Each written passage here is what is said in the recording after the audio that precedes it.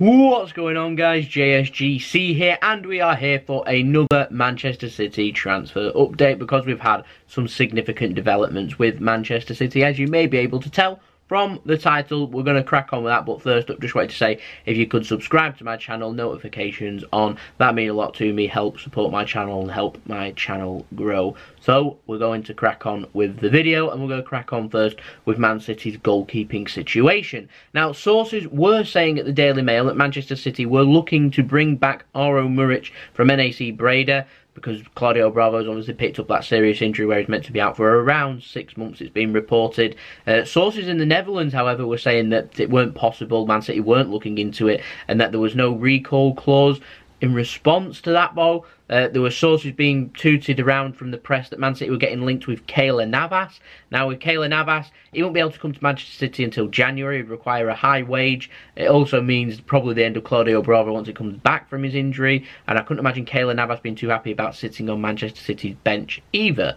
So it's a little bit wayward in my opinion. Man City were then getting linked with a third goalkeeper, because Man City were looking to use Daniel Grimshaw as their backup goalkeeper, and so basically Man City were getting linked with players like Stuart Taylor, who is a free agent. Man City would be able to bring them in. Man City didn't see that as viable, and so therefore the sources, both of them sources, were kind of inaccurate. Daily Mail got it spot on with Man City looking into trying to bring Aro Muric back, because yesterday NAC Breda confirmed, it's been confirmed by various sources at Manchester City too, including the MEN news desk who reported it too, that Manchester City will financially compensate NAC Breda and look for a viable option for them to have a new goalkeeper, because Aro Muric has now been recalled by Manchester City. So I imagine him and Daniel Grimshaw are going to be competing with each other in training to try and get the backup goalkeeper's role, which you imagine would probably go to Muric. There we go. So we'll crack on with more tensions that have been going, and we're going to crack on with another goalkeeper. Now, the Times have reported that Manchester City have completed negotiations for 16-year-old goalkeeper Gavin Bazunu. £400,000 has gone to Shamrock Rovers. He's going to have bonuses as well if he ends up playing senior games for Manchester City or senior appearances for the Republic of Ireland too. He's going to come next summer. He will then slot into Manchester City's under-18 side, so welcome aboard, Gavin. Next up, Pjanic. We've got a little bit of update on that. We've been linked with him all summer. Now Pjanic has signed a new contract. That's what we've been looking for all this time at Juventus. So that's that, you'd think, for the foreseeable future. He's going to be very expensive, more money than what Man City would be willing to pay. So we'll put that as a case closed. We're going to move on to the outs. We've got 3 bits of news. I reported in the last update whilst I was recording that Jason Denayer had signed for Olympique Lyonnais. So he'd signed for Lyon. It's now got further details of the deal, a €10 million deal, which is 9 million, 8.9 to 9 million there or thereabouts. Just under £6 million will be up front, then £3 million in bonuses. A 4-year deal, a very good deal for Jason Denayer, so I wanted to wish him all the best of luck.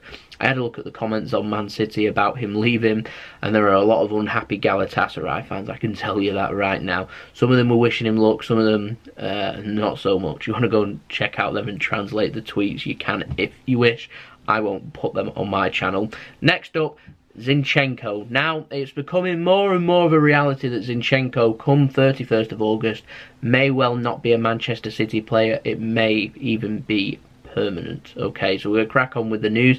Real Betis met with Manchester City last week. They've met him this week too with his representatives.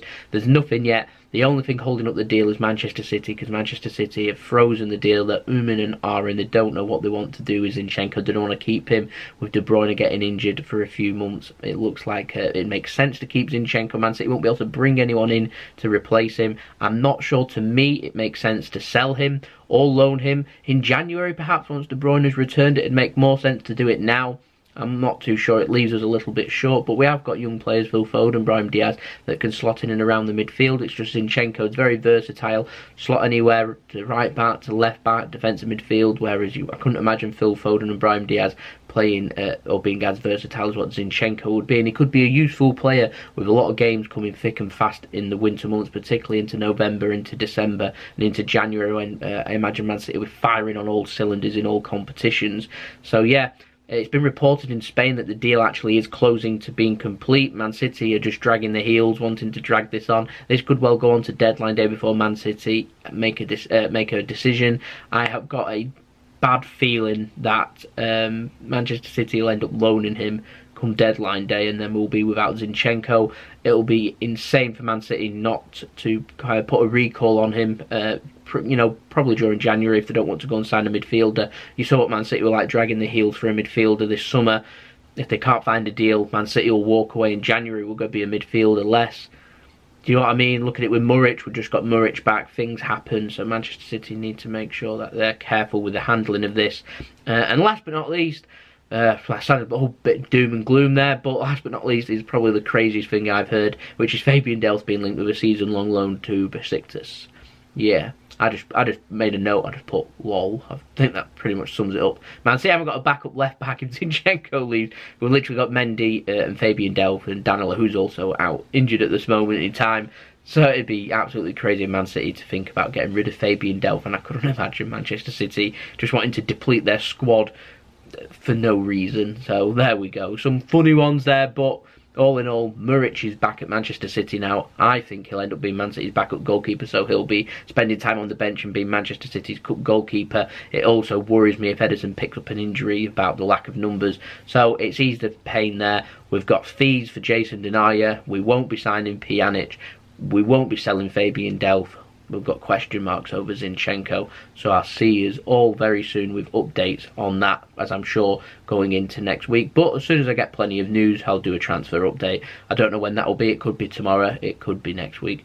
But I'll certainly see you all again soon, so don't forget to subscribe with your notifications on. Stay tuned, keep up into the loop with all things happening with Manchester City.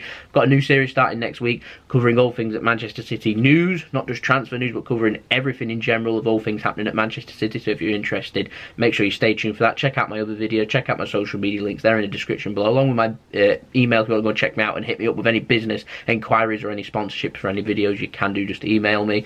Link to that in the description below. And also, if you want to go and check out my second channel, JSGC Gaming, and my brother's partner channel, Mix It, doing mixology drinks, you can. I'll leave the links to them at the end of the video. Go and check out my other videos. Don't forget to share the video if you enjoyed it. Help support me, help me grow. Subscribe, like, and I'll see you all again very soon. So I'll see you then. So it's been JSGC. Have a wonderful rest of your day. Peace. Ciao for now.